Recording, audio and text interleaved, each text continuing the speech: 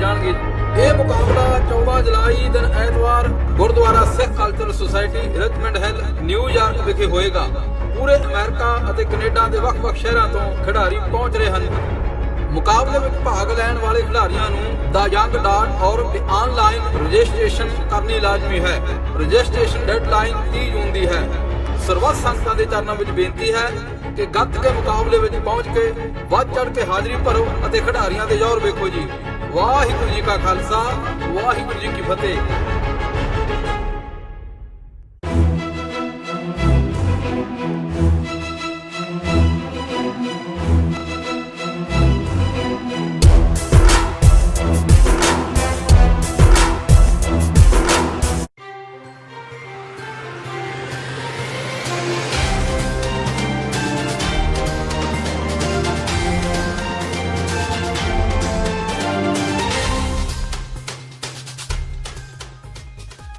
सत श्री अकाल। टीवी 84 देख रहे सारे दर्शकों का स्वागत है। मैं हरप्रीत कौर ते बुलेटिन की शुरुआत करते हैं हेडलाइंस के नाल।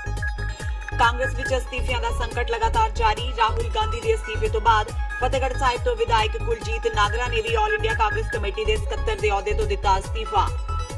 खाकी नूं लाल करने वाले पुलिस मुलाजमां नूं उम्र कैद। अमृतसर की अदालत ने कस्टोडियल डेथ के एक मामले में पंजाब पुलिस के एक इंस्पैक्टर ते 12 पुलिस कर्मियों समेत कुल 13 आरोपियों नूं सुनाई उम्र कैद की सजा। श्री गुरु नानक देव जी का 550 साला प्रकाश पुरब मनाउण नूं लैके श्री अकाल तख्त साहिब वल्लों बनाई जाण वाली 5 मैंबरी कमेटी अज भी नहीं बन सकी। श्री अकाल तख्त साहिब के जथेदार समेत कई सिख हस्तियां ने मीटिंग विच कीती शिरकत। अंबां नूं लैके गुरुद्वारा श्री मंजी साहिब दीवान हाल दे बाहर संगत ते सेवादारां विचाले होई झड़प। एक दूजे ते कड्डियां किरपानां, उतारियां दस्तारां। ते सिंचाई लई नहरां ते पानी दी मंग नूं लैके किसानां दा प्रदर्शन। सूबे भर दीआं किसान मजदूर संघर्ष कमेटियां वल्लों नहरी विभाग दे दफ्तरां दे बाहर रोस प्रदर्शन। सरकार तो पानी दी कीती मंग। ते हुण इन्हां खबरां दा विस्तार। पंजाब के मुख मंत्री कैप्टन अमरिंदर सिंह ने श्री गुरु नानक देव जी के 550वें प्रकाश पुरब नूं ध्यान विच रखदिआं पंजाब के हरेक नागरिक नूं सदा दिता है कि वह आपो अपने घरां विच श्री गुरु नानक देव जी नूं समर्पित एक पौधा लगा के सूबे के वातावरण नूं सुधारन विच अपना योगदान पाउण। मुख मंत्री ने कहा कि पंजाब सरकार श्री गुरु नानक देव जी के 550वें प्रकाश पुरब नूं देखदिआं व्यापक तौर ते तैयारियां करन विच लगी हुई है ते श्री गुरु नानक देव जी नाल संबंधित सारे महत्वपूर्ण शहरां ते कस्बिआं विच विकास के काम शुरू करवा दिते गए ने। सरकार ने हर पिंड विच श्री गुरु नानक देव जी की याद विच 550 पौधे लगाउण दे निर्देश सारियां पंचायतां नूं दित्ते ने, जिस ते तेजी नाल अमल कीता जा रहा है। कांग्रेस विच अस्तीफियां दा संकट लगातार जारी है। राहुल गांधी के अस्तीफे तो बाद अज पंजाब के फतेहगढ़ साहिब तो विधायक कुलजीत नागरा ने भी ऑल इंडिया कांग्रेस कमेटी के सकत्तर के अहुदे तो अस्तीफा दे दिता है। नागरा AICC ਦੇ ਸਕੱਤਰ ਨੇ ਤੇ ਪਾਰਟੀ ਦੇ ਦਿੱਲੀ ਮਾਮਲਿਆਂ ਦੇ ਇੰਚਾਰਜ ਵੀ ਨੇ। ਦੱਸ ਦਈਏ ਕਿ ਨਾਗਰਾ ਤੋਂ ਪਹਿਲਾਂ ਕੱਲ ਕਾਂਗਰਸ ਦੇ ਜਨਰਲ ਸਕੱਤਰ ਤੇ ਦਿੱਗਜ ਲੀਡਰ ਜੋਤੀਰਾਦਿੱਤਿਆ ਸਿੰਧੀਆ ਨੇ ਵੀ ਅਸਤੀਫਾ ਦੇ ਦਿੱਤਾ ਸੀ। ਉਹਨਾਂ ਦੇ ਨਾਲ ਕੱਲ ਹੀ ਮੁੰਬਈ ਕਾਂਗਰਸ ਦੇ ਪ੍ਰਧਾਨ ਮਿਲਿੰਦ ਦੇਵੜਾ ਨੇ ਵੀ ਆਪਣੇ ਅਹੁਦੇ ਤੋਂ ਅਸਤੀਫਾ ਦੇ ਦਿੱਤਾ ਸੀ। ਚੋਣਾਂ ਵਿੱਚ ਜੋਤੀਰਾਦਿੱਤਿਆ ਸਿੰਧੀਆ ਕੋਲ ਪੱਛਮੀ ਉੱਤਰ ਪ੍ਰਦੇਸ਼ ਦੀ ਜ਼ਿੰਮੇਵਾਰੀ ਸੀ। ਰਾਹੁਲ ਗਾਂਧੀ ਨੇ ਰਸਮੀ ਤੌਰ ਤੇ ਪਿਛਲੇ ਹਫ਼ਤੇ ਦੇ ਅਖੀਰ ਵਿੱਚ ਅਸਤੀਫਾ ਦਿੱਤਾ ਸੀ। ਉਹਨਾਂ ਅਸਤੀਫੇ ਦਾ ਕਾਰਨ ਪਾਰਟੀ ਦੀ ਮਾੜੀ ਕਾਰਗੁਜ਼ਾਰੀ ਦੱਸੀ ਸੀ। उन्हां दे अस्तीफे ने कई होर लोकां नूं प्रेरित कर दिता, जिन्हां विचों मिलिंद देवड़ा ते ज्योतिरादित्य सिंधिया अहम ने। दस दईए कि लोक सभा चोणां विच कांग्रेस सिर्फ 52 सीटां ही हासिल कर सकी सी। यह अंकड़ा 2014 दीआं लोक सभा चोणां नालों 7 सीटां ज्यादा है, पर 55 सीटां तो फिर भी घट है, जो हाउस विच विरोधी धिर बनाउण लई जरूरी है। अमृतसर के गुरु नानक देव हस्पताल विचों चुक के हत्या करन दे कस्टोडियल डेथ केस विच अज अमृतसर की अदालत ने पंजाब पुलिस के एक इंस्पैक्टर ते 12 पुलिस कर्मियों समेत कुल 13 आरोपियों नूं उम्र कैद की सजा सुनाई। एडिशनल जिला ते सैशन जज SS बाजवा की अदालत ने अज कस्टोडियल डेथ के मामले विच inspector Naurang Singh, ASI Gulshanbir Singh, ASI Shavinder Singh, head constable Jagjit Singh, Gurpreet Singh, Lakhwinder Singh, सिपाही मखतूल सिंह, अंग्रेज सिंह, लखविंदर सिंह, अमनदीप सिंह ते रणधीर सिंह तो इलावा ट्रैक्टर एजेंसी के मालक दीपराज सिंह ते पुलिस टाउट जगतार सिंह उर्फ कांसी नूं भी दोषी करार दिंदे उम्र कैद की सजा सुनाई। दस दईए कि कैदी बिक्रमजीत सिंह कतल केस विच जेल अंदर बंद सी ते मई 2014 विच जदों वो गुरु नानक देव हस्पताल विच जेरे इलाज सी तां पुलिस ने उसनूं अगवा कर लिया। नौरंग सिंह ने बटाला की ट्रैक्टर एजेंसी विच तशद्दद करके उसका कतल कर दिता सी, जबकि ASI गुलशनबीर सिंह की अगवाई विच पुलिस पार्टी ने बिक्रमजीत नूं हस्पताल तो अगवा कीता सी। ਵਿਕਰਮਜੀਤ ਨੂੰ ਅਗਵਾ ਕਰਨ ਤੋਂ ਬਾਅਦ ਪੁਲਿਸ ਨੇ 6 ਮਈ 2014 ਨੂੰ ਝੂਠੀ FIR ਦਰਜ ਕੀਤੀ ਸੀ ਕਿ ਵਿਕਰਮਜੀਤ ਹਸਪਤਾਲ ਵਿੱਚੋਂ ਪੁਲਿਸ ਹਿਰਾਸਤ ਵਿੱਚੋਂ ਫਰਾਰ ਹੋ ਗਿਆ ਹੈ। ਇਸ ਤੋਂ ਬਾਅਦ ਵਿਕਰਮਜੀਤ ਸਿੰਘ ਦੇ ਪਰਿਵਾਰ ਨੇ 7 ਮਈ ਨੂੰ ਸ਼ਿਕਾਇਤ ਦਰਜ ਕਰਾਈ ਸੀ ਕਿ ਵਿਕਰਮਜੀਤ ਸਿੰਘ ਨੂੰ ਪੁਲਿਸ ਨੇ ਅਗਵਾ ਕੀਤਾ ਹੈ। ਕੋਈ ਕਸੂਰ ਨਹੀਂ, ਉਹ ਖਿਡਾਰੀ ਨੇ ਸਾਨੂੰ ਮਾਰ ਕੇ ਬਸ ਹੋਰ ਕੁਝ ਨਹੀਂ ਹੋਊਗਾ। ਰੰਗ ਦੇਂਗੇ ਤੁਸੀਂ ਪੁਲਿਸ ਦੇ ਕਿਹਨਾਂ ਕਮਾ ਸੇਵਾ ਕੀਤੀ, ਤੁਸੀਂ ਖਿਡਾਰੀ ਨੂੰ ਕਿਵੇਂ ਕਹਿੰਦੇ? ਮੈਂ ਨਹੀਂ ਅਸੀਂ ਜੇਲ੍ਹ 'ਚ ਬੈਠੇ ਹਾਂ, ਉਹ ਖਿਡਾਰੀ ਨੇ ਸਾਨੂੰ ਠੋਕੇ ਬਸ ਹੋਰ ਕੋਈ ਗੱਲ ਨਹੀਂ। ਸਮਗਲਰ ਉਹ ਨੇ, ਕਾਤਲ ਉਹ ਨੇ, 10 ਕਤਲ ਉਹਨਾਂ ਨੇ ਕੀਤੇ ਆ, ਸੋ ਸਾਨੂੰ ਕਾਤਲ ਦੱਸੀ ਜਾਂਦੇ ਆ। ਅਸੀਂ ਕੁਝ ਕੀਤਾ ਹੀ ਨਹੀਂ, ਸਾਨੂੰ ਆਪਾਂ ਧਰਨੇ ਧੁਰਨੇ ਲਾ ਕੇ ਸਾਨੂੰ ਠੋਕਿਆ। ਤੁਸੀਂ ਸਭ ਕੁਝ ਦੇਖਿਆ, ਸਾਡਾ ਕੋਈ ਕਸੂਰ ਨਹੀਂ ਵੀਰ, ਸੱਚ ਬੋਲਦੇ ਆ, ਇਹ 'ਚ ਕੋਈ ਸ਼ੱਕ ਨਹੀਂ। ਨਾਮ ਕੀ ਵਿਕਰਮਦੀਪ ਕਿਡਨੈਪਿੰਗ ਦਾ ਤੁਹਾਡੇ ਤੇ ਚਾਰਜ ਲੱਗਾ ਸੀ, ਕਿਉਂ ਕਿਡਨੈਪਿੰਗ ਜਿਹੜੀ ਇਹ ਪੁਲਿਸ ਦੇ ਆਪਣੇ ਤੇ ਸਾਨੂੰ ਠੋਕਿਆ, ਸਾਨੂੰ ਬੜੀ ਦੇ ਬੱਕਰੇ ਬਣਾਇਆ। ਸੀਨੀਅਰ ਅਧਿਕਾਰੀ ਜਿਹੜੇ ਸੀ, ਸੀਨੀਅਰ ਅਧਿਕਾਰੀਆਂ ਨੇ ਬੱਕਰੇ ਹਾਈ ਕੋਰਟ ਜਾਵਾਂਗੇ, ਉੱਥੇ ਲੜਾਂਗੇ, ਕੇਸ ਲੜਾਂਗੇ। ਆਪ ਪਹਿਲਾਂ ਸਾਨੂੰ ਸਨਮਾਨ ਕਰਦੇ ਬਾਬਾ ਕਿਹਨੂੰ ਕਹਿ ਰਹੇ ਜੋ ਕਰਨਾ। ਪੰਜਾਬ ਦੇ ਕੈਬਨਿਟ ਮੰਤਰੀ ਨਵਜੋਤ ਸਿੰਘ ਸਿੱਧੂ ਭਾਵੇਂ ਪਿਛਲੇ 1 ਮਹੀਨੇ ਤੋਂ ਸਰਗਰਮ ਸਿਆਸਤ ਤੋਂ ਦੂਰ ਨੇ, ਪਰ ਉਹਨਾਂ ਦੀ ਪਤਨੀ ਮੈਡਮ ਸਿੱਧੂ ਆਪਣੇ ਪੱਧਰ ਤੇ ਮੋਰਚਾ ਜ਼ਰੂਰ ਸੰਭਾਲ ਰਹੇ ਨੇ। ਸੋਮਵਾਰ ਨੂੰ ਮੈਡਮ ਸਿੱਧੂ ਅੰਮ੍ਰਿਤਸਰ ਦੀਆਂ ਸੜਕਾਂ ਤੇ ਉਤਰੇ ਤੇ ਸਵੱਛ ਭਾਰਤ ਅਧੀਨ ਸਫਾਈ ਦੀ ਮੁਹਿੰਮ ਸ਼ੁਰੂ ਕੀਤੀ। ਭਾਵੇਂ ਹੀ ਮੁੱਖ ਮੰਤਰੀ ਕੈਪਟਨ ਅਮਰਿੰਦਰ ਸਿੰਘ ਨੇ ਨਵਜੋਤ ਸਿੱਧੂ ਤੋਂ ਲੋਕਲ ਬਾਡੀਜ਼ ਮੰਤਰਾਲਾ ਖੋਲ੍ਹਿਆ ਏ, ਪਰ ਬਾਵਜੂਦ ਇਸ ਦੇ ਸਿੱਧੂ ਪਰਿਵਾਰ ਦਾ ਮੋਹ ਇਸ ਮੰਤਰਾਲੇ ਪ੍ਰਤੀ ਘਟਿਆ ਨਹੀਂ ਹੈ। ਮੈਡਮ ਸਿੱਧੂ ਨੇ ਸੜਕਾਂ, ਖੰਭਿਆਂ ਤੇ ਪੁਲਾਂ ਹੇਠ ਲਗਾਏ ਗਏ ਬੂਟਿਆਂ ਦੇ ਨੇੜਿਓਂ ਕੂੜਾ ਚੁੱਕਿਆ ਤੇ ਸਫਾਈ ਕੀਤੀ। ਇਸ ਦੌਰਾਨ ਸਫਾਈ ਕਰਮਚਾਰੀਆਂ ਦੀ ਘੱਟ ਗਿਣਤੀ ਦਾ ਹਵਾਲਾ ਦਿੰਦਿਆਂ ਮੈਡਮ ਸਿੱਧੂ ਨੇ ਪੰਜਾਬ ਸਰਕਾਰ ਤੇ ਵੀ ਨਿਸ਼ਾਨਾ ਬਿੰਨਿਆ। ਬੀਬੀ ਸਿੱਧੂ ਨੇ ਕਿਹਾ ਕਿ ਉਹਨਾਂ ਨੇ ਸਰਕਾਰ ਤੋਂ ਸਫਾਈ ਸੇਵਕਾਂ ਦੀ ਸੂਚੀ ਮੰਗੀ ਸੀ, ਪਰ 2 ਸਾਲ ਹੋਣ ਦੇ ਬਾਵਜੂਦ ਉਹਨਾਂ ਦੀ ਗੱਲ ਦਾ ਜਵਾਬ ਨਹੀਂ ਦਿੱਤਾ ਗਿਆ। ਨਾਲ ਹੀ ਮੈਡਮ ਸਿੱਧੂ ਨੇ ਕਿਹਾ ਕਿ ਉਹ ਵਿਕਾਸ ਕਾਰਜਾਂ ਦਾ ਜਾਇਜ਼ਾ ਲੈਣ ਪਹੁੰਚੇ ਸਨ ਤੇ ਉਹਨਾਂ ਦੀ ਮੁਹਿੰਮ ਅੱਗੇ ਵੀ ਜਾਰੀ ਰਹੇਗੀ। और हमने 2 साल हो गए लिस्ट मांगे कि हमें लिस्ट दे दो, हमारे सफाई सेवक कौन है। 70% सफाई सेवक सेंट्रल एरिया में लगे हुए हैं और जहाँ पे देखो वहाँ भी सफाई नहीं होती, तो हमें वार्ड्स में बांट के सफाई वाले चाहिए, ताकि हम 1-1, 2-2 वार्ड करके एक रूटीन सेट कर दें, नंबरिंग कर दें कि हमारे पास ये सफाई वाले हैं और ये नीचे वाला जो एरिया है ये तो सारा स्मार्ट सिटी में डाला हुआ है। आने वाले दिनों में देखोगे वैसे भी बहुत सुंदर हो जाएगा, पर ये मैसेज है कि सफाई से सड़क की नहीं होती, प्लास्टिक है जो धरती को खा रही है, उसके लिए बहुत ज़रूरी है और ये हमारी मुहिम हर वार्ड में चलती रहेगी। ਸ਼੍ਰੀ ਗੁਰੂ ਨਾਨਕ ਦੇਵ ਜੀ ਦਾ 550 ਸਾਲਾ ਪ੍ਰਕਾਸ਼ ਪੁਰਬ ਮਨਾਉਣ ਨੂੰ ਲੈ ਕੇ ਸ਼੍ਰੀ ਅਕਾਲ ਤਖਤ ਸਾਹਿਬ ਵੱਲੋਂ ਬਣਾਈ ਜਾਣ ਵਾਲੀ 5 ਮੈਂਬਰੀ ਕਮੇਟੀ ਅੱਜ ਵੀ ਨਹੀਂ ਬਣ ਸਕੀ। ਬੀਤੇ ਦਿਨੀ ਕਾਂਗਰਸ ਮੰਤਰੀ ਸੁਖਜਿੰਦਰ ਰੰਧਾਵਾ ਨੇ ਸ਼੍ਰੀ ਅਕਾਲ ਤਖਤ ਸਾਹਿਬ ਦੇ ਜਥੇਦਾਰ ਨੂੰ ਪੱਤਰ ਲਿਖਿਆ ਸੀ, ਜਿਸ ਵਿੱਚ ਉਹਨਾਂ SGPC ਦੇ ਪ੍ਰਧਾਨ ਦੀ ਕਾਰਗੁਜ਼ਾਰੀ ਤੇ ਸਵਾਲੀਆ ਨਿਸ਼ਾਨ ਲਗਾਏ ਸਨ। ਅੱਜ ਸੰਤ ਸਮਾਜ ਵੱਲੋਂ ਵੀ ਪ੍ਰਕਾਸ਼ ਪੁਰਬ ਨੂੰ ਇਕਜੁੱਟ ਹੋ ਕੇ ਮਨਾਉਣ ਦੀ ਮੰਗ ਕੀਤੀ ਗਈ। ਸ਼੍ਰੀ ਅਕਾਲ ਤਖਤ ਸਾਹਿਬ ਦੇ ਜਥੇਦਾਰ ਗਿਆਨੀ ਹਰਪ੍ਰੀਤ ਸਿੰਘ ਨੇ ਕਿਹਾ ਕਿ 5 ਮੈਂਬਰੀ ਕਮੇਟੀ ਲਈ SGPC ਨੂੰ ਆਦੇਸ਼ ਦਿੱਤੇ ਗਏ ਨੇ ਤੇ ਜਲਦੀ ਹੀ ਕਮੇਟੀ ਬਣਾ ਦਿੱਤੀ ਜਾਵੇਗੀ।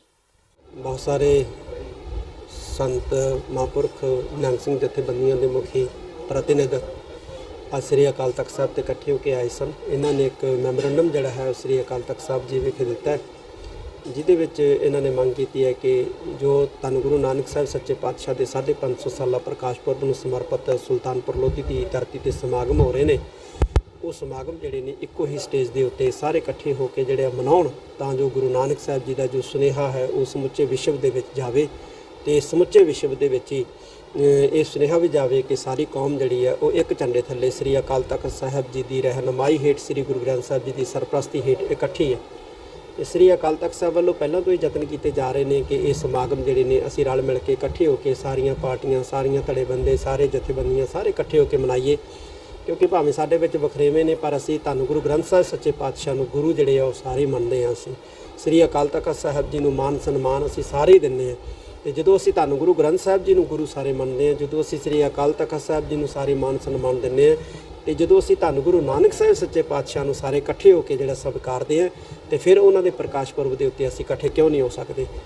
ਕੋਸ਼ਿਸ਼ ਇਹੀ ਹੈ ਕਿ ਜਿਸ ਤਰ੍ਹਾਂ ਪਹਿਲੋਂ ਸ਼ਤਾਬਦੀਆਂ ਮਨਾਈਆਂ ਗਈਆਂ ਨੇ, 2004 ਦੇ ਵਿੱਚ ਗੁਰੂ ਗ੍ਰੰਥ ਸਾਹਿਬ ਜੀ ਮਹਾਰਾਜ ਦਾ ਪਹਿਲਾ ਪ੍ਰਕਾਸ਼ ਦਿਹਾੜਾ ਮਨਾਇਆ ਗਿਆ, ਗੁਰੂ ਅੰਗਦ ਦੇਵ ਜੀ ਮਹਾਰਾਜ ਦਾ 500 ਸਾਲਾ ਮਨਾਇਆ ਗਿਆ, ਫਿਰ ਪਟਨਾ ਸਾਹਿਬ ਦੀ ਧਰਤੀ ਤੇ 350 ਸਾਲਾ ਮਨਾਇਆ ਗਿਆ, ਹੋਰ ਬਹੁਤ ਸਾਰੀਆਂ ਸ਼ਤਾਬਦੀਆਂ ਜਿਹੜੀਆਂ ਨੇ ਮਨਾਈਆਂ ਉਹ ਇਕੱਠੇ ਹੋ ਕੇ ਮਨਾਈਆਂ ਨੇ ਤੇ ਇਸ ਵਾਰ ਵੀ ਇਹ ਸ਼ਤਾਬਦੀ ਜਿਹੜੀ ਹੈ ਇਹ ਇਕੱਠੇ ਹੋ ਕੇ ਅਸੀਂ ਮਨਾਉਣੀ ਹੈ।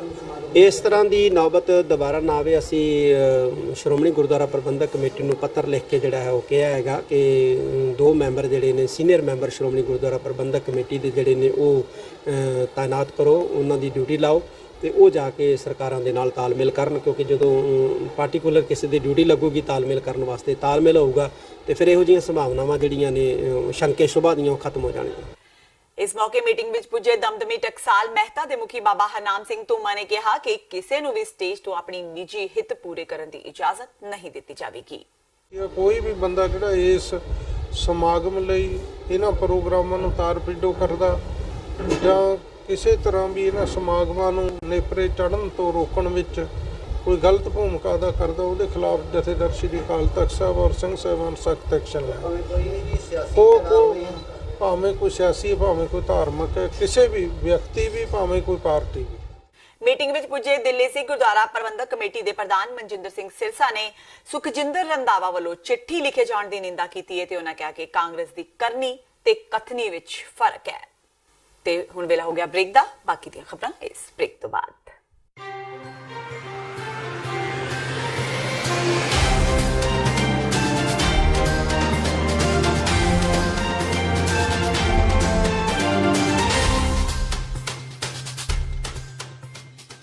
ਵਾਹਿਗੁਰੂ ਜੀ ਕਾ ਖਾਲਸਾ, ਵਾਹਿਗੁਰੂ ਜੀ ਕੀ ਫਤਿਹ। ਗੱਤਕਾ ਅਖਾੜਾ ਸ਼ਹੀਦ ਬਾਬਾ ਅਜੀਤ ਸਿੰਘ ਜੀ ਨਿਊ ਜਰਸੀ ਪੇਸ਼ ਕਰਦੇ ਹਨ 5ਵੀਂ ਵਰ੍ਹੇਗੰਢ ਨਾਰਥ ਅਮਰੀਕਨ ਗੱਤਕਾ ਟੂਰਨਾਮੈਂਟ ਮੈਦਾਨੇ ਜੰਗ 2019, ਜੋ ਕਿ ਸਮੂਹ ਪ੍ਰਾਪਤ ਸੂਰਵੀਰ ਮਾਤਾਵਾਂ ਅਤੇ ਬੀਬੀਆਂ ਨੂੰ ਸਮਰਪਿਤ ਹੋਵੇਗਾ, ਜਿਸ ਦੇ ਵਿੱਚ $10,000 ਤੋਂ ਵੱਧ ਕੈਸ਼ ਇਨਾਮ ਤੇ ਪ੍ਰਾਈਜ਼ ਵੰਡੇ ਜਾਣਗੇ।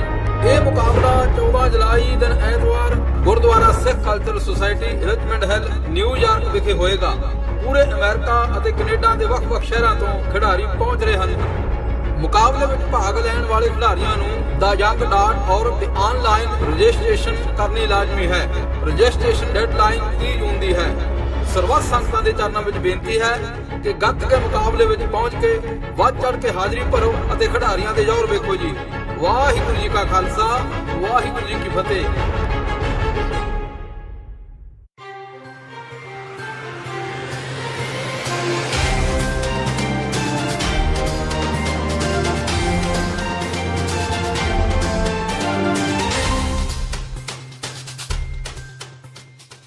ਬ੍ਰੇਕ ਤੋਂ ਬਾਅਦ ਟੀਵੀ 84 ਦੇ ਖਬਰਾਂ ਦੇ ਬੁਲੇਟਿਨ ਵਿੱਚ ਸਵਾਗਤ ਹੈ। ਵਧਦੇ ਹਾਂ ਅਗਲੀ ਖਬਰ ਵੱਲ।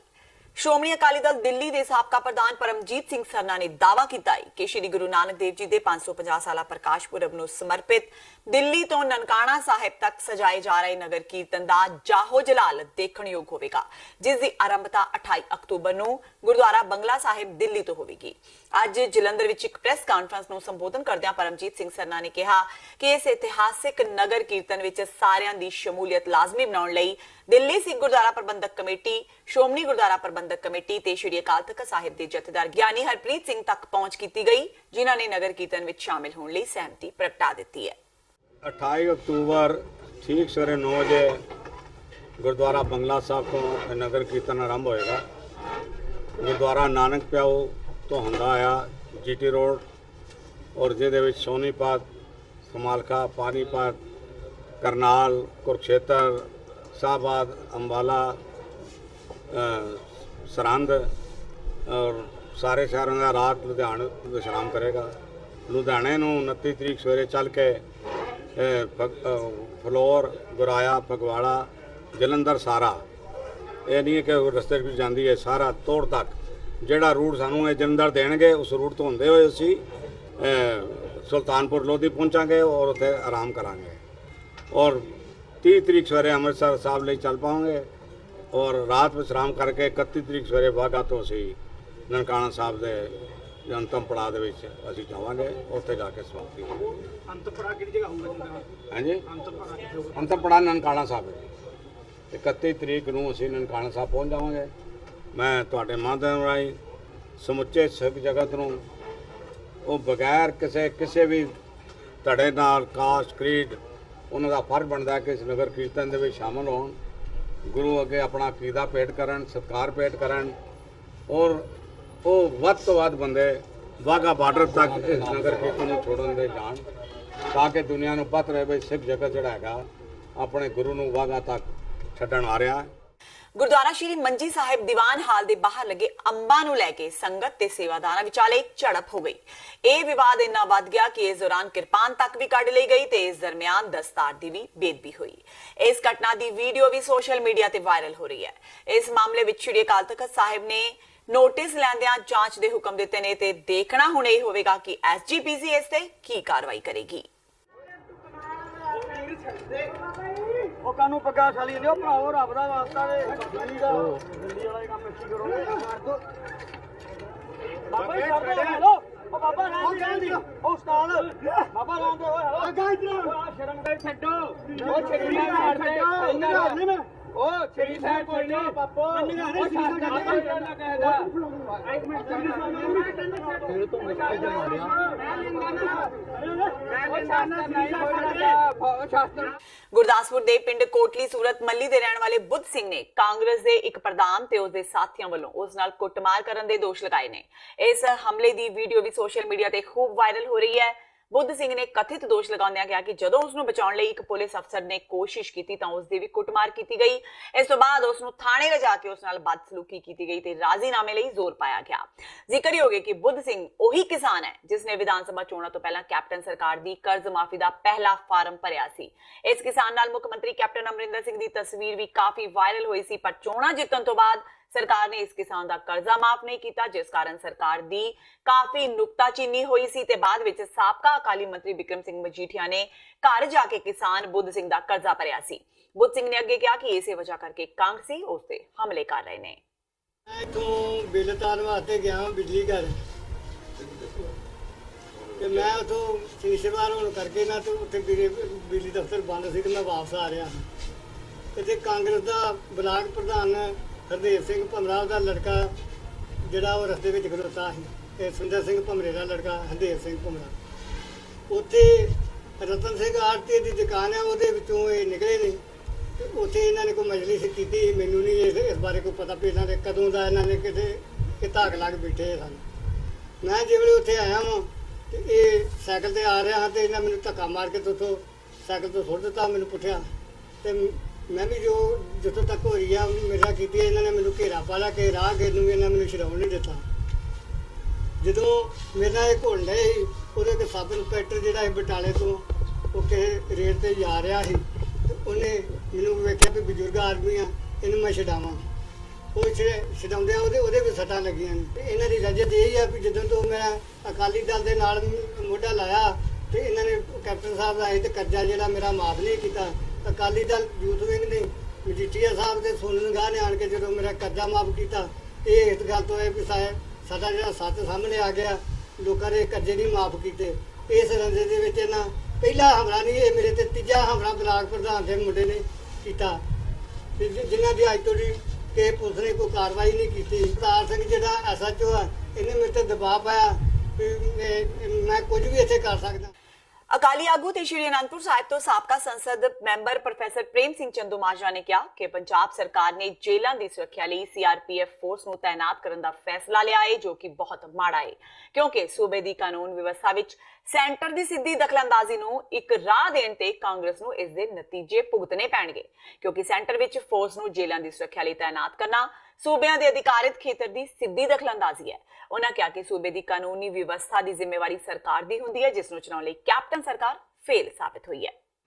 ਪੰਜਾਬ ਸਰਕਾਰ ਦਾ ਸਭ ਤੋਂ ਮਾੜਾ ਫੈਸਲਾ ਮੈਂ ਸਮਝਦਾ ਸੂਬਿਆਂ ਦੇ ਕਾਨੂੰਨ ਵਿਵਸਥਾ ਵਿੱਚ ਸੈਂਟਰ ਦੀ ਦਖਲਅੰਦਾਜ਼ੀ ਨੂੰ ਇੱਕ ਰਾਹ ਦੇਣਾ। ਇਹ ਇਤਿਹਾਸਕ ਤੌਰ ਤੇ ਕਾਂਗਰਸ ਨੂੰ ਇਹਦੇ ਨਤੀਜੇ ਭੁਗਤਣੇ ਪੈਣਗੇ ਕਿਉਂਕਿ ਜਿਹੜੀਆਂ ਸੈਂਟਰ ਰਿਜ਼ਰਵ ਫੋਰਸ ਨੇ ਸੀਆਰਪੀਐਫ ਇਹ ਜੇਲ੍ਹਾਂ ਦੀ ਰਾਖੀ ਲਈ ਬੁਲਾਉਣਾ ਇਹ ਸੂਬਿਆਂ ਦੇ ਅਧਿਕਾਰ ਖੇਤਰ ਵਿੱਚ ਸਿੱਧੀ ਦਖਲਅੰਦਾਜ਼ੀ ਆ। ਕਾਨੂੰਨ ਵਿਵਸਥਾ ਜਿਹੜੀ ਹੈ ਸੂਬੇ ਸਰਕਾਰ ਦੀ ਜ਼ਿੰਮੇਵਾਰੀ ਆ ਤੇ ਸੂਬਾ ਸਰਕਾਰ ਮੈਂ ਸਮਝਦਾ ਕੈਪਟਨ ਸਾਹਿਬ ਦੀ ਸਰਕਾਰ ਨੇ ਆਪ ਕਾਨੂੰਨ ਵਿਵਸਥਾ ਵਿੱਚ ਆਪਣੀ ਫੇਲਿਅਰ ਆਪ ਹੀ ਕਬੂਲ ਕਰ ਲਈ ਜਦੋਂ ਉਹਨਾਂ ਨੇ ਸਰੈਂਡਰ ਕਰਤਾ ਸੈਂਟਰ ਦੇ ਅੱਗੇ ਕਾਨੂੰਨ ਵਿਵਸਥਾ ਦੇ ਮਾਮਲੇ ਦੇ ਵਿੱਚ। ਜੇ ਕਾਨੂੰਨ ਵਿਵਸਥਾ ਨਹੀਂ ਸਾਂਭ ਸਕਦੀ, ਜੇਲ੍ਹਾਂ ਨਹੀਂ ਸਾਂਭ ਸਕਦੀ, ਜੇ ਜੇਲ੍ਹਾਂ ਹੀ ਸੈਂਟਰ ਨੇ ਸਾਂਭਣੀਆਂ ਨੇ ਤਾਂ ਫਿਰ ਪੰਜਾਬ ਸਰਕਾਰ ਕਾਹਦੇ ਲਈ ਆ। ਤੇ ਮੈਂ ਸਮਝਦਾ ਕਾਨੂੰਨੀ ਤੌਰ ਤੇ ਪੰਜਾਬ ਸਰਕਾਰ ਨੂੰ ਅਸਤੀਫਾ ਦੇ ਕੇ ਤੁਰ ਜਾਣਾ ਚਾਹੀਦਾ ਔਰ ਸੈਂਟਰ ਦੀ ਦਖਲਅੰਦਾਜ਼ੀ ਜੇਲ੍ਹਾਂ ਦੀ ਰਾਖੀ ਲਈ ਸੀਆਰਪੀਐਫ ਮੰਗਾ ਕੇ ਕਿਸੇ ਵੀ ਕੀਮਤ ਤੇ ਸ਼੍ਰੋਮਣੀ ਅਕਾਲੀ ਦਲ ਇਹ ਲਾਗੂ ਨਹੀਂ ਹੋਣ ਦੇਗਾ, ਇਹਦਾ ਵਿਰੋਧ ਕਰੇਗਾ ਔਰ ਇਹ ਸੂਬੇ ਦੇ ਅਧਿਕਾਰ ਖੇਤਰ ਵਿੱਚ ਸਿੱਧੀ ਦਖਲਅੰਦਾਜ਼ੀ ਹੈ ਸੈਂਟਰ ਦੀ, ਜਿਹੜੀ ਮੈਂ ਸਮਝਦਾ ਬੜੀ ਖਤਰਨਾਕ ਹੋਏਗੀ ਸੂਬਿਆਂ ਦੇ ਅਧਿਕਾਰਾਂ ਨੂੰ ਖੋਹਣ ਲਈ। ਕਿਸਾਨ ਮਜ਼ਦੂਰ ਸੰਘਰਸ਼ ਕਮੇਟੀ ਵੱਲੋਂ ਅੱਜ ਪੰਜਾਬ ਭਰ ਵਿੱਚ ਨਹਿਰੀ ਵਿਭਾਗ ਦੇ ਦਫ਼ਤਰਾਂ ਦੇ ਬਾਹਰ ਰੋਸ ਪ੍ਰਦਰਸ਼ਨ ਕੀਤਾ ਗਿਆ। ਕਿਸਾਨ ਆਗੂਆਂ ਦਾ ਕਹਿਣਾ ਹੈ ਕਿ ਪਹਿਲਾਂ ਕਿਸਾਨਾਂ ਨੂੰ ਫਸਲਾਂ ਦੀ ਸਿੰਚਾਈ ਲਈ ਨਹਿਰਾਂ ਤੋਂ 17% ਦੇ ਕਰੀਬ ਪਾਣੀ ਮਿਲਦਾ ਸੀ, ਪਰ ਨਹਿਰਾਂ ਦੀ ਸਾਫ਼ ਸਫਾਈ ਨਾ ਹੋਣ ਕਰਕੇ ਉਹ ਪਾਣੀ ਮਿਲਣਾ ਬੰਦ ਹੋ ਗਿਆ। ਉਧਰ ਦਰਿਆਵਾਂ ਦੇ ਪਾਣੀ ਹੋਰ ਥਾਵਾਂ ਤੇ ਜਾ ਰਹੇ ਨੇ। ਅੱਜ ਪੰਜਾਬ ਸਮੇਤ ਦੇਸ਼ ਦੇ ਵੱਡੇ ਹਿੱਸੇ ਵਿੱਚ ਪਾਣੀ ਦਾ ਪੱਧਰ ਕਾਫੀ ਥੱਲੇ ਜਾਣ ਕਰਕੇ ਮੁਸ਼ਕਿਲ ਹਾਲਾਤ ਬਣਦੇ ਜਾ ਰਹੇ ਨੇ। ਕਿਸਾਨ ਆਗੂਆਂ ਨੇ ਕਿਹਾ ਕਿ ਪੰਜਾਬ ਸਰਕਾਰ ਵੀ 138 ਬਲਾਕਾਂ ਵਿੱਚੋਂ 100 ਦੇ ਕਰੀਬ ਨੂੰ ਡਾਰਕ ਜ਼ੋਨ ਐਲਾਨ ਚੁੱਕੀ ਹੈ। ਆਉਣ ਵਾਲੇ ਸਮੇਂ ਵਿੱਚ ਟਿਊਬਵੈਲ ਲਾਉਣ ਤੇ ਪਾਬੰਦੀ ਲਗਾਉਣ ਦੀ ਨੌਬਤ ਬਣਦੀ ਜਾ ਰਹੀ ਹੈ। ਕਿਸਾਨਾਂ ਦੀ ਆਮਦਨ ਦਾ ਮੁੱਖ ਸਰੋਤ ਝੋਨੇ ਦੀ ਫਸਲ ਹੈ ਤੇ ਝੋਨੇ ਦੀ ਫਸਲ ਲਈ ਪਾਣੀ ਦੀ ਖਪਤ ਬਹੁਤ ਜ਼ਿਆਦਾ ਹੁੰਦੀ ਹੈ। ਕਿਸਾਨਾਂ ਨੇ ਕਿਹਾ ਕਿ ਕੇਂਦਰ ਤੇ ਸੂਬਾ ਸਰਕਾਰਾਂ ਪਾਣੀ ਦੀ ਸਮੱਸਿਆ ਲਈ ਗੰਭੀਰਤਾ ਨੇ, ਪਰ ਕਿਸਾਨਾਂ ਦੀ ਆਮਦਨ ਵਧਾਉਣ ਜਾਂ ਝੋਨੇ ਦੇ ਬਦਲ ਵਿੱਚ ਕੋਈ ਦਿਲਚਸਪੀ ਨਹੀਂ ਦਿਖਾ ਰਹੀ। ਉਹਨਾਂ ਕਿਹਾ ਕਿ ਜੇ ਸਰਕਾਰਾਂ ਕਿਸਾਨਾਂ ਦੀਆਂ ਸਮੱਸਿਆਵਾਂ ਲਈ ਗੰਭੀਰ ਹੁੰਦੀਆਂ ਤਾਂ ਦਾਲਾਂ, ਤੇਲ ਜਾਂ ਹੋਰ ਫਸਲਾਂ ਦੇ ਰੇਟ ਵਧਾ ਕੇ ਕਿਸਾਨਾਂ ਨੂੰ ਝੋਨੇ ਦਾ ਬਦਲ ਦੇ ਸਕਦੀਆਂ ਸੀ। ਸਰਕਾਰਾਂ ਦੀ ਬੇਰੁਖੀ ਕਰਕੇ ਹੀ ਉਹ ਅੱਜ ਧਰਨੇ ਪ੍ਰਦਰਸ਼ਨ ਲਗਾਉਣ ਲਈ ਮਜਬੂਰ ਨੇ। ਇਹਦੇ ਜਿਹੜੇ ਮੁੱਖ ਜਿਹੜੇ ਮੁੱਦੇ ਆ ਸਾਡੇ, ਉਹ ਇਹੀ ਆ ਵੀ ਜਿਹੜੇ ਪੰਜਾਬ ਦਾ ਪਾਣੀ ਆ ਦਰਿਆਵਾਂ ਦਾ, ਉਹ ਇੱਕ ਤੇ ਰਿਪੇਰੀਅਨ ਕਾਨੂੰਨ ਦੇ ਮੁਤਾਬਕ ਉਹਦਾ ਹੱਕ ਪੰਜਾਬ ਨੂੰ ਦਿੱਤਾ ਜਾਵੇ, ਕਿਉਂਕਿ ਪੰਜਾਬ 'ਚੋਂ ਦਰਿਆ ਵਗਦੇ, ਪੰਜਾਬ ਦਾ ਉਹਦਾ ਹੱਕ ਬਣਦਾ। ਉਹ ਇਹਨਾਂ ਨੇ ਜਿਹੜੇ ਸਾਡੇ ਗਦਾਰ ਸੀ ਪੰਜਾਬ ਦੇ ਲੋਕਾਂ ਦੇ, ਚਾਹੇ ਉਹ ਅਕਾਲੀ ਭਾਜਪਾ ਵਾਲੇ ਚਾਹੇ ਕਾਂਗਰਸ ਵਾਲੇ ਆ, ਇਹ ਮੁਕਤ ਪਾਣੀ ਰਾਜਸਥਾਨ ਨੂੰ ਦਿੱਤਾ ਆ, ਬਾਕੀ ਸੂਬਿਆਂ ਨੂੰ ਦਿੱਤਾ ਆ। ਜਿਹੜਾ ਕਿ ਰਿਪੇਰੀਅਨ ਕਾਨੂੰਨ ਦੇ ਮੁਤਾਬਕ 16 ਲੱਖ ਕਰੋੜ ਦੀ ਰਾਇਲਟੀ ਪੰਜਾਬ ਦੀ ਬਣਦੀ ਆ, ਉਹ ਪੰਜਾਬ ਨੂੰ ਦਿੱਤੀ ਜਾਵੇ ਜਾਂ ਫਿਰ ਉਧਰ ਪਾਣੀ ਜਾਣਾ ਬੰਦ ਕੀਤਾ ਜਾਵੇ, ਕਿਉਂਕਿ ਪੰਜਾਬ ਕੋਲ ਪਾਣੀ ਵਾਧੂ ਨਹੀਂ।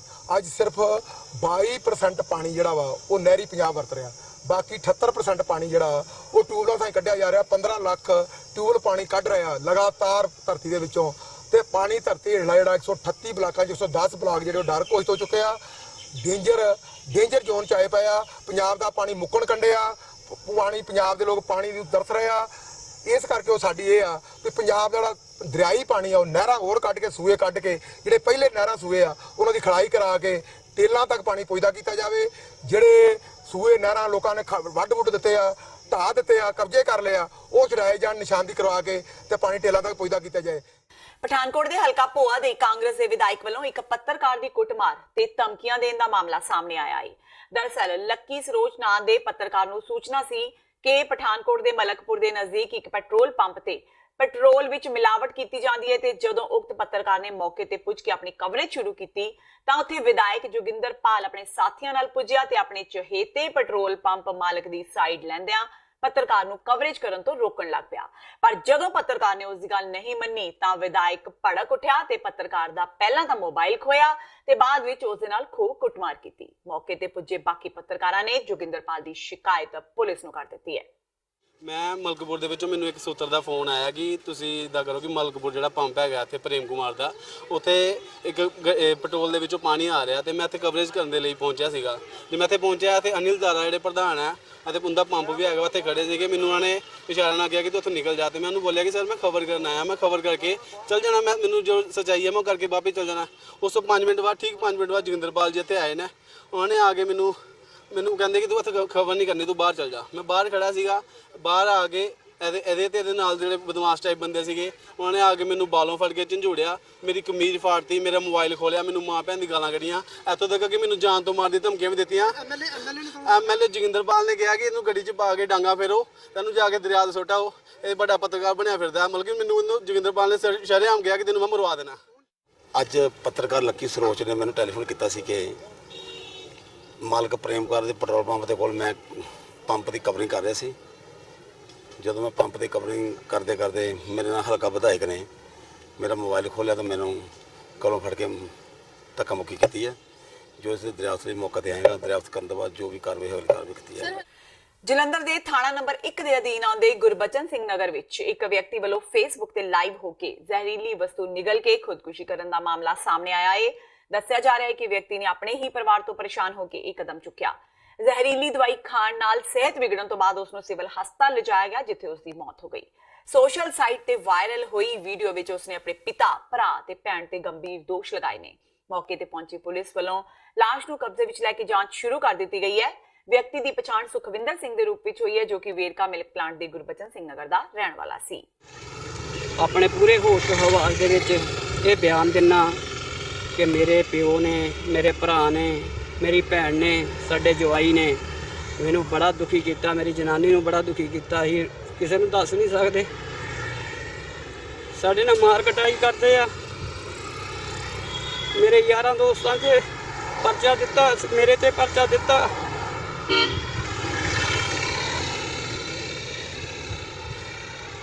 ਉੱਤੋਂ ਪੁਲਿਸ ਵਾਲੇ ਧਮਕੀਆਂ ਦਿੰਦੇ ਆ, ਕਹਿੰਦੇ ਤੁਹਾਨੂੰ ਅੰਦਰ ਕਰ ਦੇਣਾ, ਭਾਜੋ ਘਰੇ। ਪ੍ਰਸ਼ਾਸਨ ਨੇ ਸਾਡੀ ਕੋਈ ਮਦਦ ਨਹੀਂ ਕੀਤੀ। ਚੌਂਕੀ ਵਾਲਿਆਂ, 1 ਨੰਬਰ ਥਾਣੇ ਵਾਲਿਆਂ ਨੇ ਕੋਈ ਮਦਦ ਨਹੀਂ ਕੀਤੀ। ਅੱਜ ਮੈਂ ਦੁਖੀ ਹੋ ਕੇ ਇਹ ਕਦਮ ਚੱਕਣ ਲੱਗਾ। ਆਪਣੇ ਪਿਓ ਤੋਂ, ਆਪਣੇ ਭਰਾ ਕਾਲੇ ਤੋਂ, ਬਿੱਟੂ ਤੋਂ, ਜਿਹੜਾ ਸਾਡੇ ਜਵਾਈ ਆ, ਮੇਰੀ ਵੱਡੀ ਭੈਣ ਕਿੰਦੂ, ਉਹ ਤੋਂ ਦੁਖੀ ਹੋ ਕੇ ਮੈਂ ਜੇ ਕੰਮ ਕਰਨਾ ਚਾਹੁੰਦਾ। ਮੇਰੀ ਜਨਾਨੀ ਮੇਰਾ ਸਾਥ ਦਿੰਦੀ ਆ, ਪਰ ਉਹਨੂੰ ਵੀ ਮਾੜਾ ਚੰਗਾ ਬੋਲਦੇ, ਮੇਰੇ ਦੋਸਤਾਂ ਨੂੰ ਵੀ ਮਾੜਾ ਚੰਗਾ ਬੋਲਦੇ, ਪ੍ਰਮੋਦ ਨੂੰ, ਮਿੱਠੂ ਨੂੰ। ਮੇਰੀ ਮੌਤ ਦੇ ਜ਼ਿੰਮੇਵਾਰ ਉਹ ਸਾਰਾ ਮੇਰਾ ਟੱਬਰ ਆ। ਮੇਰੇ ਯਾਰਾਂ ਦੋਸਤਾਂ ਤੇ ਕੋਈ ਕਾਰਵਾਈ ਨਾ ਕੀਤੀ ਜਾਵੇ, ਨਾ ਮੇਰੀ ਜਨਾਨੀ ਤੇ ਕੀਤੀ ਜਾਵੇ ਕੋਈ ਕਾਰਵਾਈ। ਮੇਰੀ ਮੌਤ ਦੇ ਜ਼ਿੰਮੇਵਾਰ ਮੇਰਾ ਪਿਓ, ਮੇਰਾ ਭਰਾ ਕਾਲਾ, ਬਿੱਟੂ, ਮੇਰੀ ਭੈਣ ਵੱਡੀ, ਇਹ ਜ਼ਿੰਮੇਵਾਰ ਹੋਣਗੇ। ਫਿਰੋਜ਼ਪੁਰ ਸਰਹੱਦੀ ਖੇਤਰ ਵਿੱਚ ਦਿਨੋਂ ਦਿਨ ਵਧ ਰਹੀ ਨਸ਼ਾ ਪ੍ਰਵਿਰਤੀ ਉੱਪਰ ਸਖਤੀ ਨਾਲ ਠੱਲ ਪਾਉਣ ਦੇ ਮੰਤਵ ਨਾਲ ਮਮਦੋੜ ਦੇ ਅਨਾਜ ਮੰਡੀ ਵਿੱਚ ਜ਼ਿਲ੍ਹਾ ਪੁਲਿਸ ਮੁਖੀ ਸੰਦੀਪ ਗੋਇਲ ਦੀ ਅਗਵਾਈ ਹੇਠ ਨਸ਼ਾ ਛੁਡਾਊ ਸੈਮੀਨਾਰ ਆਯੋਜਿਤ ਕੀਤਾ ਗਿਆ, ਜਿਸ ਵਿੱਚ ਪੁਲਿਸ ਦੇ ਆਲਾ ਅਧਿਕਾਰੀਆਂ, ਐਸਪੀਐਚ, ਡੀਐਸਪੀ, ਫਿਰੋਜ਼ਪੁਰ ਦਿਹਾਤੀ ਤੇ ਪੁਲਿਸ ਥਾਣਾ ਮੁਖੀ ਤੋਂ ਇਲਾਵਾ ਇਲਾਕੇ ਦੇ ਪੰਚ, ਸਰਪੰਚ ਤੇ ਹੋਰ ਪਤਵੰਤੇ ਸੱਜਣ ਵੀ ਹਾਜ਼ਰ ਹੋਏ। ਐਸਐਸਪੀ ਸੰਦੀਪ ਗੋਇਲ ਨੇ ਭਾਰੀ ਇਕੱਠ ਨੂੰ ਸੰਬੋਧਨ ਕਰਦਿਆਂ ਕਿਹਾ ਕਿ ਅੱਜ ਦੀ ਨੌਜਵਾਨ ਪੀੜ੍ਹੀ ਨੂੰ ਬਚਾਉਣ ਲਈ ਲੋਕਾਂ ਨੂੰ ਨਸ਼ਿਆਂ ਵਿਰੁੱਧ ਇਕਜੁੱਟ ਹੋਣਾ ਪਵੇਗਾ। ਉਹਨਾਂ ਕਿਹਾ ਕਿ ਪੁਲਿਸ ਇਕੱਲੀ ਕੁਝ ਨਹੀਂ ਕਰ ਸਕਦੀ, ਜਿੰਨੀ ਦੇਰ ਇਲਾਕੇ ਦੀ ਜਨਤਾ ਇੱਕ ਤੇ ਇੱਕ 11 ਹੋ ਕੇ ਇਕੱਠੇ ਕੰਮ ਨਹੀਂ ਕਰਦੇ, ਉਦੋਂ ਤੱਕ ਕੁਝ ਨਹੀਂ ਹੋ ਸਕਦਾ। ਉਹਨਾਂ ਕਿਹਾ ਕਿ ਇਸ ਬਗਾਵਤ ਵਿੱਚ ਲੋਕਾਂ ਦਾ ਸਹਿਯੋਗ ਅਤ ਲਾਜ਼ਮੀ ਹੈ। ਪਿੰਡਾਂ ਵਿੱਚ ਦਿਨੋ ਦਿਨ ਵੱਧ ਰਹੀਆਂ ਚਿੱਟੇ ਤੇ ਦੜੇ ਸੱਟੇ ਵਰਗੀਆਂ ਅਲਾਮਤਾਂ ਉੱਪਰ ਸਖਤੀ ਨਾਲ ਨਿਪਟਣ ਦੀ ਚੇਤਾਵਨੀ ਦਿੰਦੇ ਉਹਨਾਂ ਕਿਹਾ ਕਿ ਅਜਿਹੇ ਭੈੜੇ ਕੰਮ ਕਰਨ ਵਾਲਿਆਂ ਨੂੰ ਇਹ ਕੰਮ ਜਲਦੀ ਛੱਡ ਦੇਣੇ ਚਾਹੀਦੇ ਨੇ। ਤੇ ਇਹ ਸਨ ਹੁਣ ਤੱਕ ਦੀਆਂ ਖਬਰਾਂ। ਜਾਂਦੇ ਜਾਂਦੇ ਇੱਕ ਵਾਰ ਫੇਰ ਨਜ਼ਰ ਮਾਰਦੇ ਹਾਂ ਮੁੱਖ ਖਬਰਾਂ ਤੇ। ਕਾਂਗਰਸ ਵਿੱਚ ਅਸਤੀਫਿਆਂ ਦਾ ਸੰਕਟ ਲਗਾਤਾਰ ਜਾਰੀ। ਰਾਹੁਲ ਗਾਂਧੀ ਦੇ ਅਸਤੀਫੇ ਤੋਂ ਬਾਅਦ ਫਤਿਹਗੜ੍ਹ ਸਾਹਿਬ ਤੋਂ ਵਿਧਾਇਕ ਕੁਲਜੀਤ ਨਾਗਰਾ ਨੇ ਵੀ ਆਲ ਇੰਡੀਆ ਕਾਂਗਰਸ ਕਮੇਟੀ ਦੇ ਸਕੱਤਰ ਦੇ ਅਹੁਦੇ ਤੋਂ ਦਿੱਤਾ ਅਸਤੀਫਾ। ਖਾਕੀ ਨੂੰ ਲਾਲ ਕਰਨ ਵਾਲੇ ਪੁਲਿਸ ਮੁਲਾਜ਼ਮਾਂ ਨੂੰ ਉਮਰ ਕੈਦ। ਅੰਮ੍ਰਿਤਸਰ ਦੀ ਅਦਾਲਤ ਨੇ ਕਸਟੋਡੀਅਲ ਡੈਥ ਦੇ ਇੱਕ ਮਾਮਲੇ ਵਿੱਚ ਪੰਜਾਬ ਪੁਲਿਸ ਦੇ ਇੱਕ ਇੰਸਪੈਕਟਰ ਤੇ 12 ਪੁਲਿਸ ਕਰਮੀਆਂ ਸਮੇਤ ਕੁੱਲ 13 ਆਰੋਪੀਆਂ ਨੂੰ ਸੁਣਾਈ ਉਮਰ ਕੈਦ ਦੀ ਸਜ਼ਾ।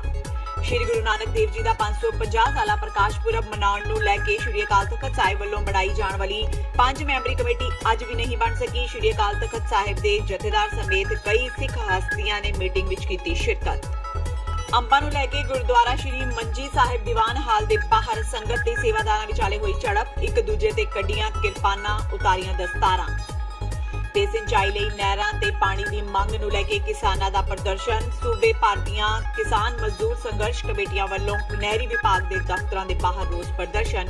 ਸਰਕਾਰ ਤੋਂ ਪਾਣੀ ਦੀ ਕੀਤੀ ਮੰਗ। ਇਸ ਦੇ ਨਾਲ ਹੀ TV 84 ਦਾ ਖਬਰਾਂ ਦਾ ਇਹ ਬੁਲੇਟਿਨ ਖਤਮ ਹੁੰਦਾ ਹੈ। ਮੈਨੂੰ ਹਰਪ੍ਰੀਤ ਕੌਰ ਨੂੰ ਦਿਓ ਇਜਾਜ਼ਤ। ਸਤਿ ਸ਼੍ਰੀ ਅਕਾਲ।